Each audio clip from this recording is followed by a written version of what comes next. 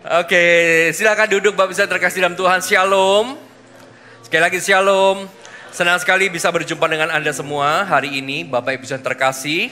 Dan hari ini saya percaya bahwa akan terjadi pembaharuan dari spiritual kita gitu ya. Akan terjadi kebangunan rohani yang besar dimulai dari dalam diri kita. Amin. Bulan ini, sepanjang bulan ini gitu ya, kita akan masuk di dalam sebuah tema yang cukup unik, cukup menarik gitu ya. Tema semua GMS adalah kemuliaan Tuhan di dan dari pulau-pulau yang jauh dan bangsa-bangsa. Artinya apa? Artinya adalah bahwa Tuhan akan memakai setiap keadaan Anda, apapun itu, entah hari ini Anda di padang gurun atau Anda sedang berada di tempat yang mungkin menyenangkan, tapi Tuhan bisa pakai itu. Dan bukan hanya itu, Tuhan juga bisa pakai orang lain yang ada di sekitar Anda untuk menjadi berkat buat Anda, untuk membuat Anda maju rohani. Dan bukan hanya orang lain yang Tuhan pakai untuk memberkati kita, tetapi kita pun juga akan Tuhan pakai untuk menjadi berkat.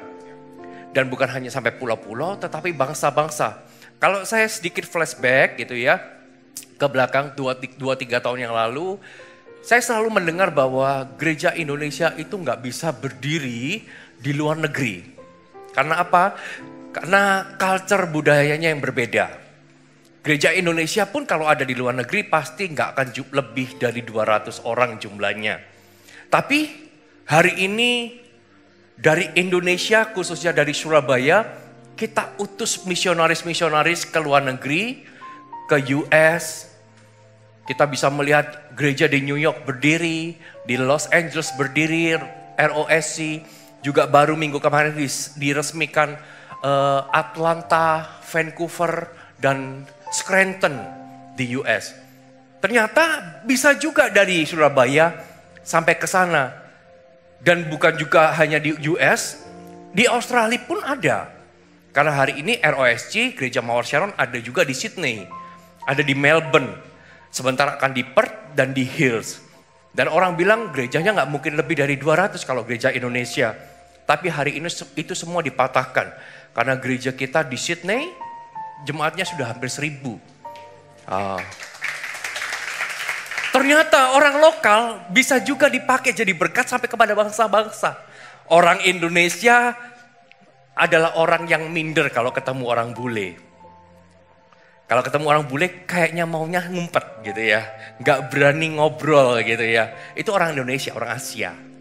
Tapi buktinya orang Indonesia, orang Asia bisa sampai ke sana. Bukan hanya Sydney, kemarin utus misionaris ke Hong Kong. Gembalanya masih muda, teman kuliah saya, S2. Diutus suami istri, anaknya baru 6 bulan jadi gembala di Hong Kong. Lalu dari volunteer diutus pula ke Netherlands, jadi gembala di sana. Orang Indonesia semua. Ternyata kita bisa jadi berkat juga. Bukan hanya pulau-pulau tapi sampai ke bangsa-bangsa. Dan saya juga percaya hari ini melalui kehidupan Anda, apapun keadaannya, Tuhan juga bisa pakai kehidupan Anda. Yang setuju katakan amin. Dan kita juga harus tahu bahwa Tuhan itu sebelum memberkati tempat, Dia akan memberkati orangnya terlebih dahulu. Tuhan gak akan pernah memberkati tempat sebelum pribadinya. Makanya saya kalau diundang untuk pemberkatan atau pengudusan rumah, yang saya doakan bukan rumahnya dulu, tetapi orangnya dulu. Karena orangnya kalau sudah dibenarkan, dikuduskan, maka setan dengan sendirinya akan pergi. Karena orangnya benar. Tapi kalau dibalik, orang yang gak benar, hidupnya gak kudus, rumahnya mau saya datangkan 1000 pendoa ke sana, pakai minyak urapan 1 tangki mobil BBM itu, tak semprot rumahnya semua pakai minyak urapan, setannya akan tetap datang ke sana. Kenapa? Karena yang di dalam gak takut akan Tuhan. Malah yang gak takut akan Tuhan bawa 9 roh jahat lebih lagi masuk ke sana. Tuhan gak pernah berkati tempatnya. Tuhan gak pernah berkati situasinya.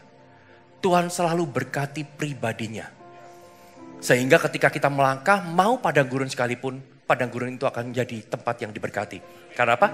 Karena keberadaan Anda. Yang setuju katakan amin. Coba katakan kanan kirinya, kamu ini diberkati loh. Dan ini adalah table of menu sepanjang hari ini. Khotbah saya beda-beda. Tadi pagi saya sampaikan tentang melihat lebih jauh, bermimpi lebih besar. Di ibadah berikutnya berkat dari tempat tak terduga. Dan hari ini gitu ya, ibadah yang ketiga saya akan berbicara tentang berkat mencari wajah Tuhan. Berkat ketika kita berdoa, ketika kita ada di dalam hadirat Allah. Dan di umum selanjutnya nanti saya akan berbicara tentang pemeliharaan dari hal-hal yang tidak terduga. Semua khotbah beda. Jadi Bapak bisa saksikan di YouTube-nya nanti, dapatkan semua rema untuk minggu ini supaya kita sama-sama menjadi orang yang bisa bertumbuh. Katakan amin. Semua siap belajar firman ya? Mari kita buka sama-sama 2 Tawarik pasal yang ke-20. 2 Tawarik pasal ke-20 ayat yang pertama sampai ayat yang ke-12, lalu ayat ke-27 sampai ayat yang ke-30. Judul perikopnya adalah kemenangan atas Moab dan Amon, akhir dari pemerintahan Yosafat. 2 Tawarik pasal ke-20 ayat yang pertama dikatakan begini. Setelah itu Bani Moab dan Bani Amon datang berperang melawan Yosafat bersama-sama sepasukan orang Meunim. Datanglah orang memberitahukan Yosafat, suatu laskar yang besar datang dari seberang laut Asin, dari Edom, menyerang tuanku. Sekarang mereka di Haseson Tamar, yakni En-Gedi. Yosafat menjadi takut, katakan menjadi takut. Belum semua, menjadi takut. Lalu mengambil keputusan untuk mencari Tuhan. Ia menyerukan kepada seluruh Yehuda supaya berpuasa. Dan Yehuda berkumpul untuk meminta pertolongan daripada Tuhan. Mereka datang dari semua kota di Yehuda untuk mencari Tuhan. Lalu Yosafat berdiri tengah jemaah Yehuda dan Yerusalem di rumah Tuhan, di muka pelataran yang baru dan berkata, "Ya Tuhan Allah nenek moyang kami, bukankah engkau Allah di dalam sorga? Bukankah engkau memerintah atas segenap kerajaan bangsa? Kuasa dan keperkasaan ada di dalam tanganmu, sehingga tidak ada orang yang dapat bertahan melawan engkau. Bukankah engkau Allah kami yang menghalau penduduk tanah ini dari depan umatmu Israel, dan memberikannya kepada keturunan Abraham sahabatmu itu untuk selama-lamanya. Lalu mereka mendiami tanah itu dan mendirikan bagimu tempat kudus untuk namamu. Kata mereka, bila suatu malapetaka menimpa kami, yakni pedang, penghukuman, penyakit sampar dan atau kelaparan, kami akan berdiri di muka rumah ini di hadapanmu, karena namamu tinggal di dalam rumah ini, dan kami akan berseru kepadamu di dalam kesesakan kami, sampai engkau mendengar dan menyelamatkan kami. Sekarang lihatlah, Bani Amon dan Moab dan orang-orang dari pegunungan Seir ini, ketika orang Israel datang dari tanah Mesir, engkau melarang mereka memasuki negerinya. Oleh sebab itu mereka menjauhinya dan tidak memusnahkannya. Lihatlah, sebagai pembalasan, mereka datang mengusir kami dari tanah milik yang telah engkau wariskan kepada kami. Ya Allah kami, tidakkah engkau menghukum mereka? Karena kami tidak mempunyai kekuatan untuk menghadapi laskar yang besar ini yang datang menyerang kami. Kami tidak tahu apa yang harus kami lakukan, tetapi mata kami tertuju kepadamu. Ayat 27. Lalu pulanglah sekalian orang Yehuda dan Yerusalem dengan Yosafat di depan. Mereka kembali ke Yerusalem dengan sukacita, karena Tuhan telah membuat mereka bersukacita karena kekalahan musuh mereka. Mereka masuk ke Yerusalem dengan gambus dan kecapi dan nafiri, lalu menuju rumah Tuhan. Ketakutan yang dari Allah menghinggapi semua kerajaan negeri-negeri lain, ketika mereka mendengar bahwa Tuhan yang berperang melawan musuh-musuh Israel. Dan kerajaan Yosafat amanlah, karena Allahnya mengaruniakan keamanan kepadanya di segala penjuru. Katakan amin. Saya percaya bahwa tak peduli sesulit apapun persoalan yang kita hadapi. Saya nggak peduli kondisi apapun yang hari ini Bapak Ibu Saudara sedang alami. Dan saya nggak peduli dengan spirit apapun yang hari ini sedang engkau perangi. Ketika engkau berada di dalam hadirat Allah, maka engkau akan tetap keluar sebagai pemenang. Tahukah bahwa mencari wajah Tuhan itu jalan utama? Orang yang tidak pernah berdoa, gak akan pernah mengalami hal yang supranatural di dalam kehidupannya.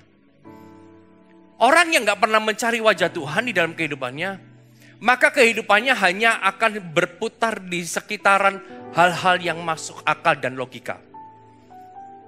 Dari Yosafat ini kita bisa melihat bahwa orang yang gak berdoa, gak mencari wajah Tuhan, gak akan pernah bisa menghadapi segala sesuatu yang ada di depan mereka. Yosafat mengalami tantangan. Dan tantangan itu membuatnya takut. Dan ketika ia takut, Ia mengambil sebuah keputusan, mengambil sebuah inisiatif, nggak pakai kekuatannya, sekalipun Yosafat itu punya kekuatan. Dia raja, dia punya mahkota, dia punya sumber daya, harta dia punya, pasukan dia punya. Tetapi dia nggak menggunakan itu terlebih dahulu ketika musuhnya datang, tetapi ia menggunakan inisiatif untuk mencari wajah Tuhan sebagai jalan utama. Coba hari ini cross check di dalam hati kita ketika kita mengalami persoalan. Siapa pertama kali yang kita cari? Tuhan atau sahabat kita? Apa rasa aman kita ketika kita menghadapi sebuah persoalan di dalam kehidupan kita? Dan di ayat yang pertama dikatakan begini. Setelah itu Bani Moab dan Bani Amon datang berperang melawan Yosafat bersama-sama sepasukan orang Meunim. Setelah itu, hidup kita ini selalu berjalan dari hari ke hari. Dan kita nggak pernah tahu apa yang terjadi di depan. Makanya dikatakan setelah itu, selalu ada sesuatu yang baru di dalam kehidupan kita. Begitu juga di dalam kehidupan Yosafat. Sekalipun ia takut akan Tuhan, akan selalu ada hal yang baru, tantangan yang baru. Setelah itu Bani Moab dan Bani Amon datang berperang melawan Yosafat bersama-sama sepasukan orang Meunim. Kita nggak pernah tahu apa yang terjadi di depan. Sama juga seperti Yosafat, dia nggak tahu apa yang dia hadapi. Hari ini tenang-tenang, besok Bani Amon dan Moab datang menyerang. Tapi satu hal yang kita percaya bahwa ketika kita hidup benar di dalam Yesus, apapun yang kita hadapi, kita akan tetap menang. Kita akan tetap menang. Firman Tuhan datang gini, datanglah orang memberitahukan Yosafat, ayat kedua. Suatu laskar yang besar datang dari seberang laut Asin, dari Edom, menyerang tuanku. Sekarang mereka di Haseson Tamar, yakni di En-Gedi. Yosafat menjadi takut, lalu ia mengambil keputusan untuk mencari Tuhan. Ia menyerukan kepada seluruh Yehuda supaya berpuasa. Dan Yehuda berkumpul untuk meminta pertolongan daripada Tuhan. Dan mereka datang dari semua kota di Yehuda untuk mencari Tuhan. Lihat, kita gak bisa memilih apa yang kita hadapi di depan. Kalau boleh berdoa, Tuhan, biar apa yang kuhadapi ini yang simple-simple aja. Itu doa kita semua. Jangan berkata, loh itu doa kami Pak. Kalau doanya hamba Tuhan biasanya beda. Sebaliknya, menantang bahaya. Enggak. Hamba Tuhan juga manusia. Saya kalau boleh berdoa, doanya juga sama seperti Bapak Ibu. Kalau boleh Tuhan. Yang simpel-simpel aja masalahnya. Tapi kita gak pernah tahu apa yang kita hadapi. Kita gak pernah tahu, kita gak bisa pilih. Menghadapi siapa lawannya. Sama seperti Yosafat, dia gak bisa memilih lawannya siapa. Dan ternyata di depan lawannya adalah sesuatu yang membuatnya takut. Kita gak bisa memilih siapa lawan kita, tetapi kita bisa memilih melakukan apa ketika takut. Kita bisa memilih mau melakukan apa ketika takut. Kalau lawannya kita gak bisa. Tantangan di depan kita gak bisa. Kadang hari ini baik, besok tantangannya besar. Tapi ketika mengalami tantangan yang besar, kita bisa memilih mau melakukan apa. Itu kita bisa milih. Sama seperti Yosafat. Ketika dia takut, dia bisa memilih melakukan apa. Dia mau melakukan sesuatu berjalan dengan kekuatannya, atau dia mencari Tuhan. Mencari wajah Tuhan. Dan Yosafat mencari wajah Tuhan. Dan bukan hanya Yosafat mencari wajah Tuhan sendirian, tapi dia kerahkan semua orang untuk juga mencari wajah Tuhan. Bangsa Yehuda, semua dikerahkan. Mereka datang dari mana-mana, mereka jadi satu, berkumpul, mereka mencari Tuhan sama-sama. Dan sungguh ketika mereka mencari Tuhan, sesuatu yang besar terjadi. Sesuatu yang besar terjadi. Tahukah bahwa mencari wajah Tuhan, mencari Tuhan, bukan ditujukan agar Tuhan itu tahu masalah kita. Kita berdoa itu bukan supaya Tuhan tahu masalah kita. Karena Dia Maha tahu. Sebelum kita berdoa, Dia sudah tahu apa yang kita hadapi. Tapi kita berdoa untuk mengundang Dia masuk di dalam hidup kita dan berjalan di dalam situasi kita. Itu tujuan doa. Bukan supaya Tuhan lihat di sini ada hamba Tuhan. Aku mengalami masalah, Tuhan sudah tahu. Tapi tujuan kita berdoa adalah Tuhan masuk di dalam hidupku. Aku mau menjalani situasi ini bersama dengan Tuhan. Itu tujuan doa. Itu tujuan doa. Karena ketika kita mencari wajah Tuhan, kita akan melihat kuasanya. Ketika kita mencari wajah Tuhan, kita akan melihat bagaimana cara Tuhan itu mengubah hidup kita. Ingat, bahwa Tuhan tidak mengubah situasi, tapi mengubah kita dulu. Apa sih yang akan Tuhan ubah di dalam hidup kita ketika kita mencari wajah Tuhan? Berkat apa sih yang kita terima ketika kita mencari wajah Tuhan? Ada 4 kebenaran di dalam mencari wajah Tuhan. Coba kita lihat ayat ketiga. Yosafat menjadi takut, lalu mengambil keputusan untuk mencari Tuhan. Katakan mencari Tuhan. Ia menyerukan kepada seluruh Yehuda supaya berpuasa dan Yehuda berkumpul untuk meminta pertolongan pada Tuhan. Mereka datang dari semua kota di Yehuda untuk mencari Tuhan. Kebenaran yang pertama mencari wajah Tuhan. Ini poin saya. Kesadaran kita mencari Tuhan adalah langkah awal mengalami perkara yang supranatural.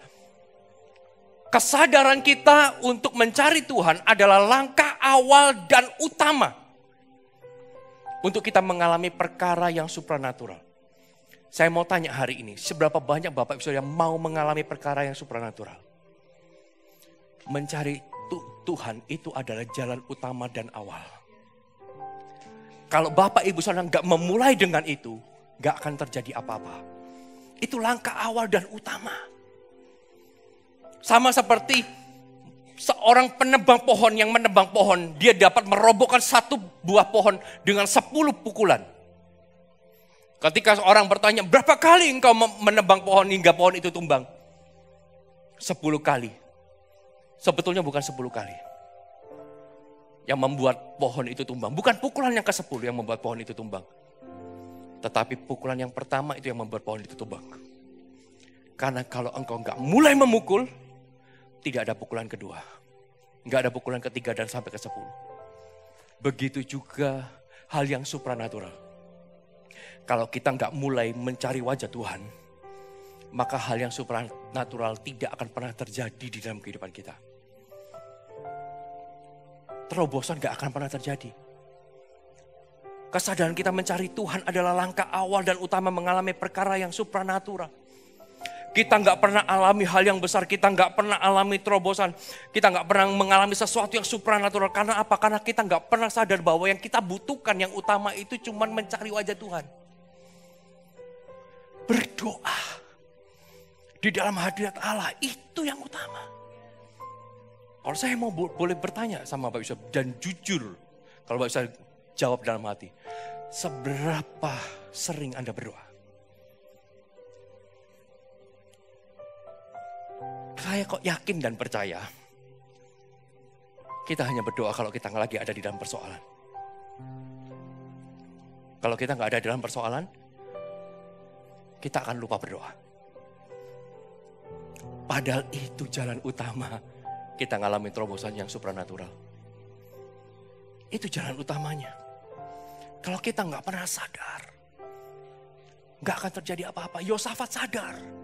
Ketika dia mengalami sesuatu, mengalami ketakutan. Dia sadar bahwa aku gak bisa mengalahkan ketakutan ini hanya dengan kekuatanku. Aku gak bisa melawan ini, orang Moab, orang Amon, pasukan yang begitu besar, yang begitu mengerikan. Aku gak bisa melawannya. Sekalipun aku punya semuanya, kalau dikerahkan semuanya, aku gak bisa melawannya. Aku hanya bisa melawan mereka kalau langkah pertama aku adalah mencari Tuhan. Setelah itu baru melawan mereka. Itu langkah utamanya. Kalau kita nggak pernah sadar bahwa kita ini butuh Tuhan, maka selama hidup kita nggak akan pernah mengalami terobosan.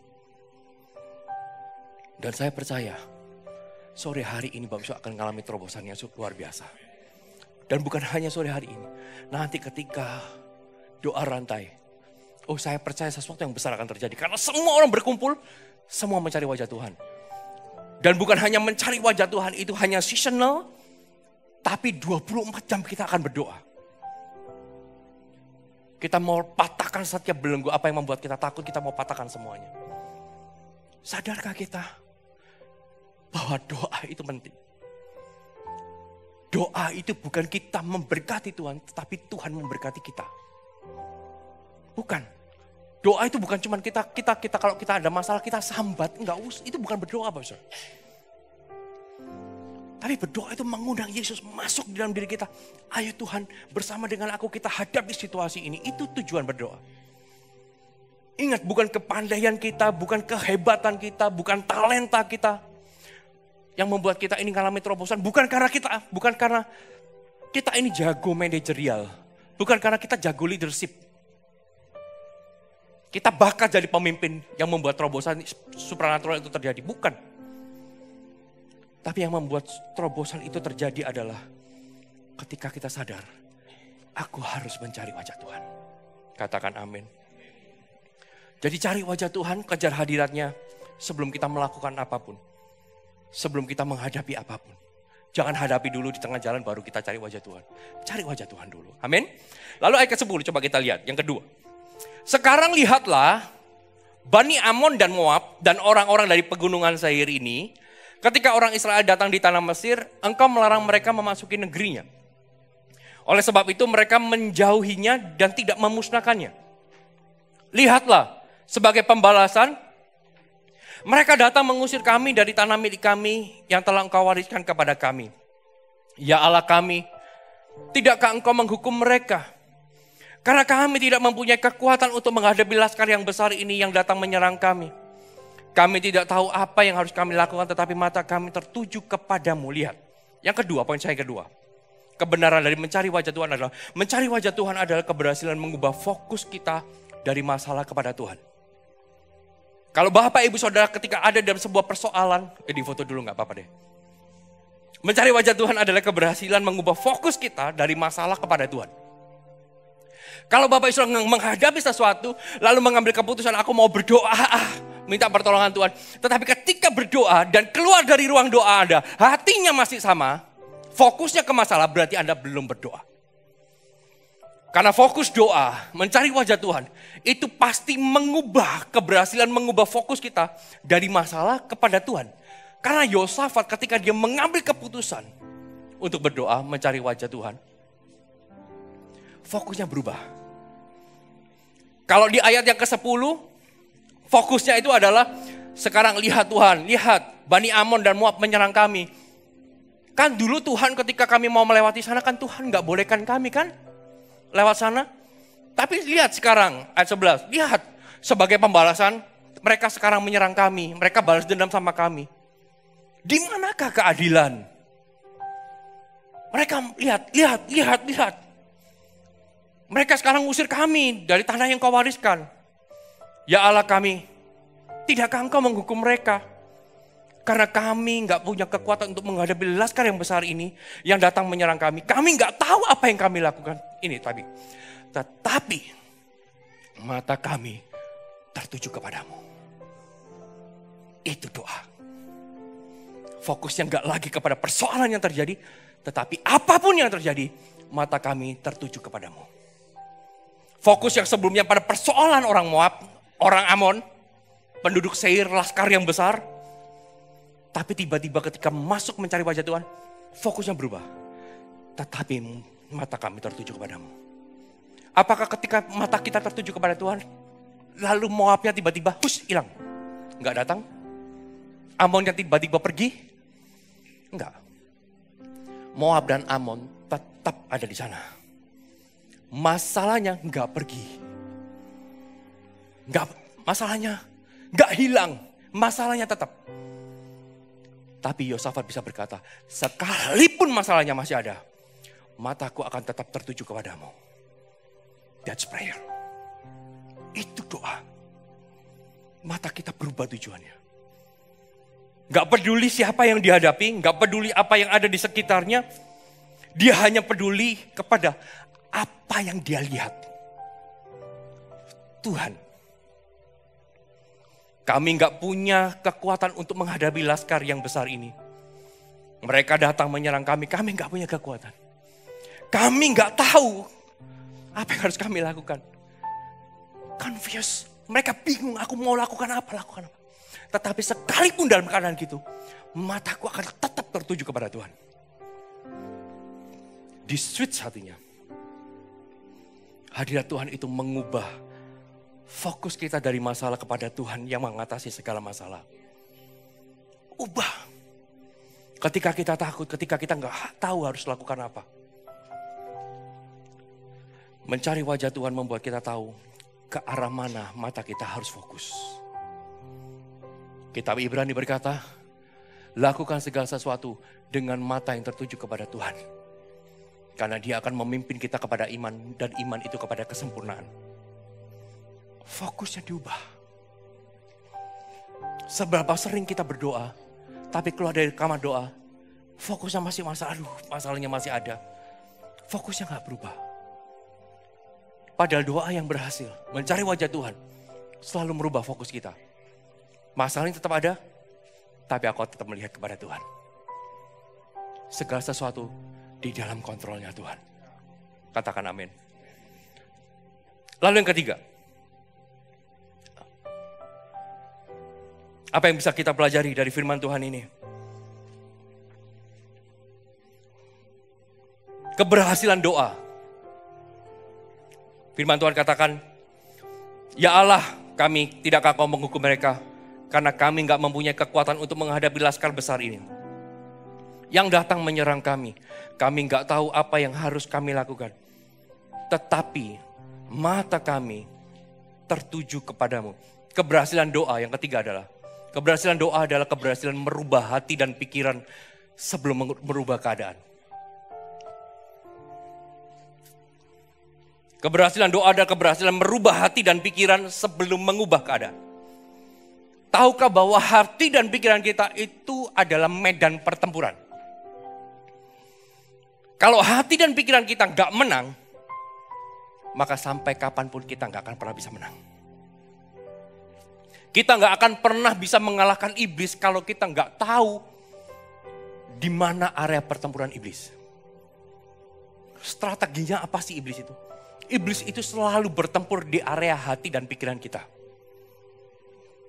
Jadi kalau main hati dan pikiran, Anda tidak akan pernah bisa menang.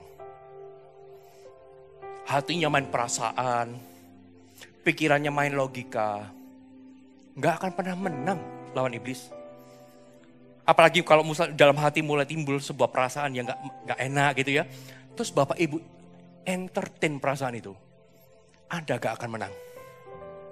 Tuh, itu adalah kekuasaannya iblis. Yaitu hati dan pikiran. Hatinya akan jadi mut-mutan, hatinya akan naik turun, hatinya akan jadi orang yang kecewa, pahit. Tapi keluar dari hadirat Allah sekalipun masalah yang belum selesai. Orang yang mencari wajah Tuhan, hatinya, pikirannya stabil. Karena apa? Karena ketika mencari wajah Tuhan, hati dan pikiran dikuasai oleh Tuhan. Pikiran kita, hati kita itu medan pertempuran. Kita harus tahu bagaimana iblis menyerang kita, baru kita bisa mengalahkan dia. Kalau kita nggak pernah tahu bagaimana iblis menyerang kita nggak akan pernah bisa menang. Sungguhan. Kalau kita nggak bisa menguasai pikiran dan hati, maka kita nggak akan pernah bisa mengalami terobosan. Nggak bisa. Dan hati dan pikiran hanya dapat dimenangkan ketika kita berada di dalam hadirat Allah. Satu-satunya untuk kita bisa menang, mencari wajah Tuhan. Itu jawabannya. Amsal 30 ayat ke-18 sampai 19. Dengan cepat aja. Ayat ini saya dapatkan tadi. Amsal 30 ayat ke-18 dan 19 bagian yang A. Ada 3 hal yang mengherankan aku. Bahkan ada 4 hal yang tidak ku mengerti. Ayat 19. Jalan Raja Wali, katakan jalan Raja Wali. Itu di udara. Jalan ular di mana? Di atas cadas. Ini beda, ya. Raja Wali itu adalah gambaran kita. Dan ular itu gambaran iblis. Jalan Raja Wali, jalan kita itu di udara. Hadirat Allah. Jalan ular di cadas, di daratan, di batu-batu. Jadi caranya beda. Makanya firman Tuhan di dalam Yesaya 40 ayat ke-31 katakan begini. Tetapi orang yang menanti-nantikan Tuhan, mencari wajah Tuhan, mendapat kekuatan baru. Mereka seumpama Raja Wali yang naik terbang dengan kekuatan sayapnya. Mereka berlari tidak menjadi lesu, mereka berjalan tidak menjadi lelah. Kita diumpamakan Raja Wali. Kalau kita menanti-nantikan Tuhan, mencari wajah Tuhan, diumpamakan Raja Wali yang begitu perkasa. Tahukah bahwa seekor Raja Wali tidak pernah menghadapi seekor ular di daratan? Karena kalau Raja Wali menghadapi ular di daratan, dia pasti mati. Karena jalannya udah beda. Raja Wali di udara, ular di daratan. Kalau Raja Walinya turun ke bawah, melawan ular di bawah, sampai kapanpun Raja Wali Yoko pun nggak bisa menang. Iya, pendekar Raja Wali pun begini-begini, nggak bisa menang. Karena itu bukan stage-nya. Raja Wali nggak mungkin bisa menang. Makanya ketika Raja Wali menghadapi ular, dia akan turun ke bawah, ambil ular terkam, dia bawa naik ke udara. Dibawa semakin tinggi kepakan sayapnya. Raja Wali semakin perkasa. Ular nggak bisa nafas di situ. Ular nggak bisa nafas. Ketika dia kehabisan nafas di udara, Raja Wali cuma tinggal lepaskan cakarnya. Ular itu jatuh, mati. Kita nggak bisa hadapi iblis di area yang dia jelas menang. Yaitu hati dan pikiran. Sampai kapanpun. Kalau hati kita mulai diserang, pikiran kita diserang, jangan di-entertain. Tapi bawa itu terbang di udara, di dalam hadirat Allah. Kalau Bapak bisa terus entertain, berusaha, aku mau menahan sakit hati ini. Aku mau menahan. Dengan logika. Gak bertahan lama. Anda akan kalah juga. Tapi ketika Anda mulai hatinya udah gak enak. Perasaannya udah gak enak. Bibit kecewa itu mulai masuk. Pikiran ketidakpercayaan itu mulai masuk di dalam diri kita. Itu waktunya kita masuk di dalam hadirat Allah, mencari wajah Tuhan. Orang yang menanti-nantikan Tuhan mendapat kekuatan baru. Di udara kita dapat kekuatan. Makanya kita diumpamakan seumpama Raja Wali yang naik terbang dengan kekuatan sayapnya. Mereka berlari gak menjadi lesu. Mereka berjalan gak menjadi lelah. Ngalami sesuatu, gak lesu. Ngalami sesuatu, gak lelah. Kenapa? Karena kita tahu tempat kita, pertempuran kita di mana. Orang yang main perasaan terus tuh, khususnya wanita ya. Main perasaan, di-entertain pula. Kasihan suamimu korban. Karena suamimu gak pernah menang di situ. Kalau suami mau menang, bawa istrinya terbang di udara. Liburan.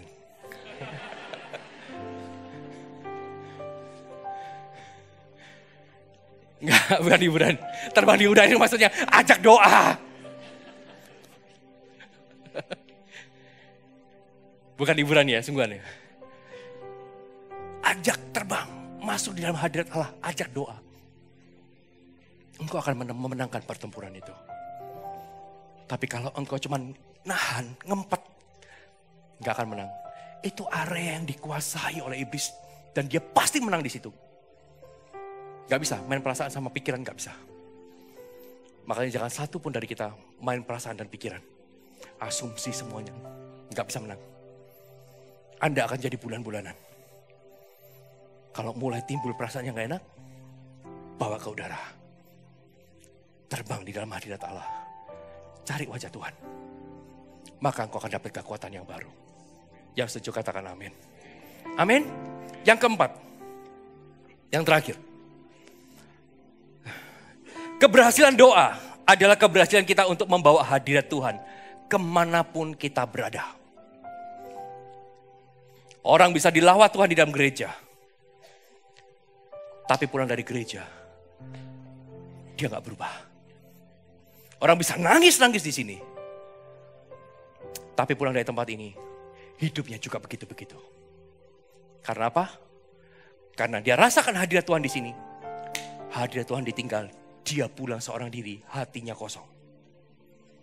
Orang berdoa itu ketika ngalami sesuatu, hadirat Tuhan itu harus kita bawa kemanapun kita melangkah. Mencari wajah Tuhan itu bukan seasonal, tapi setiap hari. Bukan hanya berdoa, tetapi membawa hadirat Tuhan kemanapun kita berada, kemanapun kita melangkah. Hadirat Tuhan itu yang akan memberkati kita. Sekalipun tanahnya kering, keadaannya padang gurun, kita melewati itu. Hadirat Tuhan itu yang menguatkan kita. Hadirat Tuhan itu akan menguatkan kita. Saya kasih sebuah ilustrasi. Kemarin saya pakai ilustrasinya. Ada jemaat gitu ya, saya sampaikan hal ini juga di Madiun. Tapi biar ilustrasinya ini saya aja yang buruk sekarang. Saya minta Pastor Hence deh maju ke depan. Karena memang ini yang terjadi ya. Pastor Hence ini adalah sparring partner saya nge-gym. Setiap hari saya nge-gym bareng. Kayak gitu ya, pagi hari kita nge-gym. Kita nge-gym di tempat yang sama. Kita punya teman PT yang sama. Bayarnya sama. Bukan saya diskonan atau dia diskonan, saya bayar penuh. Enggak, sama. Setiap hari kita mainkan alat yang sama. Tapi kenapa hasilnya bisa beda?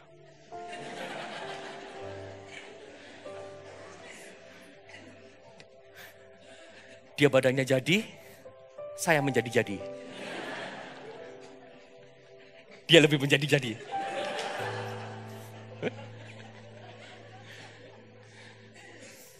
Kenapa bisa begitu? Dia bisa begitu langsing? Slim? Dan saya kayak jadi-jadian begini. Apakah salah gymnya? Apakah salah PT-nya? Apa salah alatnya? Apa karena saya diskonan bayarnya? Dia bayar penuh. Terus badan saya seperti ini. Kenapa? Apa yang salah? Gymnya nggak salah? PT-nya nggak salah? Biayanya nggak salah? Tapi yang membedakan kenapa tubuhnya bisa langsing, saya enggak. Saya juga langsing loh betul. Dibanding yang lain maksudnya. Kalau dibanding dia juga pas-pasan lebih langsing. Apakah karena bayarnya beda? Enggak. Tapi yang membedakan adalah Pastor Hence nge-gym, saya nge-gym, pulang gym, dia bawa spirit gymnya di dalam dirinya. Sehingga ketika dia mau makan sembarangan, Roh Kudus bilang, jangan damce. Ketika dia mulai ambil sesuatu yang manis-manis, yang sedap-sedap, ayo mulutmu ya, Roh Kudus ingatkan. Spirit gymnya ingatkan. Ayo, nyonyo. Roh Kudus ingatkan, mau ambil gini. Kalau besar nafsumu untuk makan, taruh pisau di lehermu. Seperti firman Tuhan katakan kan? Gak jadi. Spirit gymnya ada di bawah pulang. Lah saya nge-gym, pulang gym. Saya sudah bakar kalori. Saya bisa makan semuanya. Karena sering kali orang begitu. Karena aku udah olahraga. Udah dibakar. Dia sekarang dimasukkan. Dia bisa makan apa aja, makan semua. Makanya dia jadi, saya menjadi-jadi. Thank you.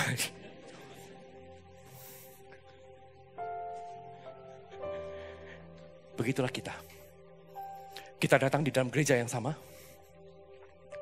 Dengar firman yang sama.